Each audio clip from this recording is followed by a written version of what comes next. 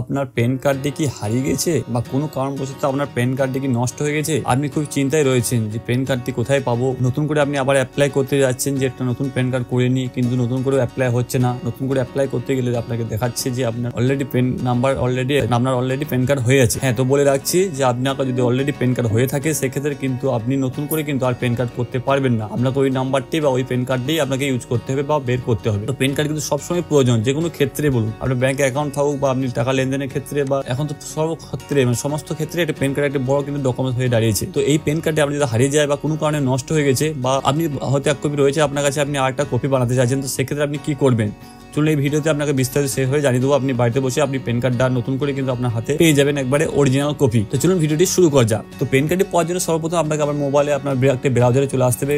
ব্রাউজারে এসে আপনি সার্চ করবেন UTI পেন। তাছাড়া আমরা ডিসক্রিপশনে লিঙ্ক দিয়ে রাখবো, সেখানে আপনি ক্লিক করে ডাইরেক্ট কিন্তু এই সাইটে চলে আসতে পারবেন।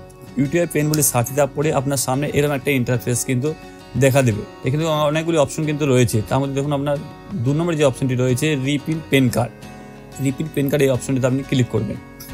এই অপশনটিতে ক্লিক করার পর পেন সার্ভিস পোর্টালের সাইটে আপনি ওপেন হয়ে যাবেন। একটু নিচে স্ক্রল করবেন, এখানে দুটি কিন্তু অপশন রয়েছে, রিপ্রিন্ট পেন কার্ড আর regenerate PAN card reprint request.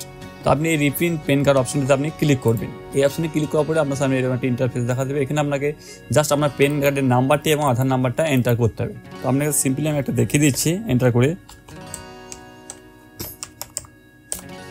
ওখানে পেন নাম্বারটা এন্টার করে দিলাম, তারপরে নিচে আধার নাম্বারটা এন্টার করতে হবে। তারপর নিচে চাইছে ডেট অফ বার্থ। এখানে বলে রাখছি শুধু ডেট অফ বার্থে যে মান্থটা রয়েছে এবং ইয়ারটা সেটা লাগবে, ডেটটা কিন্তু প্রয়োজন নেই। আমার এখানে ডেট অফ বার্থটা আমি এন্টার করে দিচ্ছি। ডেট অফ বার্থটা এন্টার করার পর নিচে রয়েছে, নিচে যে GST ইন বলে যে নাম্বারটি রয়েছে এটা কিন্তু দেওয়ার প্রয়োজন নেই। এখানে আপনি নিচে যে ক্যাপচা কোডটি রয়েছে দেখে এটা এন্টার করে দেবেন, যেভাবে লেখা রয়েছে সেভাবে আপনাকে এন্টার করতে হবে। তো সেটাও আমি এন্টার করে দিচ্ছি।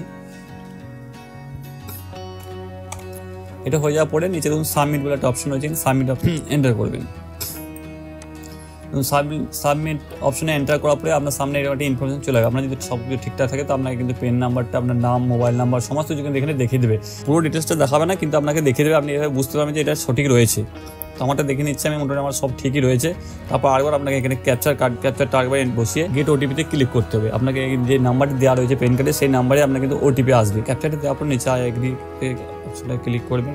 এখানে আপনি যদি আপনার ইমেলও OTPটা নিতে চান তো এখানে বোথ অপশন ক্লিক করবেন। আপনি যদি শুধু মোবাইল নিতে চান তাহলে অনলি SMS করলে হবে। তো আমি বোথটাই করে রাখলাম, দুটোতেই যাবে। যদি আপনার ইমেলটা থাকে ইমেলে আসবে, না হলে মোবাইলে চলে আসবে OTPটা। তো গেট OTPতে ক্লিক করার পরে আপনার সামনে মোবাইলে একটা OTP চলে আসবে এবং আপনার কাছ থেকে 49 টাকার মতন কাটা হবে। আপনি ফোনপে বা UPI মাধ্যমে আপনি 49 টাকা পে করে দেবেন এবং 7 থেকে 10 দিনের মধ্যে আপনার বাড়িতে কিন্তু আপনার পেন কার্ডটি কিন্তু চলে আসবে পোস্টের মাধ্যমে। এইভাবে কিন্তু আপনি আপনার পেন কার্ডটি বাড়িতে বসে কিন্তু অর্ডার করে নিতে পারবেন, কোনো কোথাও যাওয়ার দরকার নেই। আসলে ব্যাপারটা বুঝতে পেরেছেন। ধন্যবাদ।